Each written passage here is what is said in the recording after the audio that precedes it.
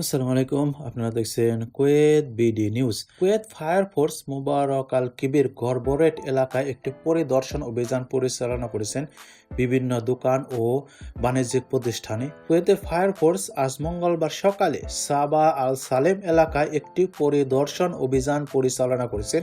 এই অভিযানের লক্ষ্য ছিল নিরাপত্তা এবং অগ্নি প্রতিরোধের প্রয়োজনীয়তা লঙ্ঘনকারী দোকান এবং ভবন চিহ্নিত করা।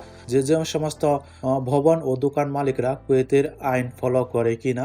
এই অভিযানের ফলে 172টি প্রতিষ্ঠানকে প্রশাসনিকভাবে বন্ধ করে দেওয়া হয়েছে এবং প্রযোজ্য নিয়ম লঙ্ঘন এবং বাহিনী দ্বারা নির্ধারিত নিরাপত্তা প্রয়োজনীয়তা পূরণ না করার জন্য বেশ কয়েকটি বাণিজ্যিক প্রতিষ্ঠান ও দোকানকে নোটিশ জারি করা হয়েছে। পরবর্তী যদি তারা আইন অমান্য করে সে সমস্ত দোকানও বন্ধ করে দেওয়া হবে। এই খবরটি প্রকাশ করেছেন কুয়েতের ফায়ার ফোর্স।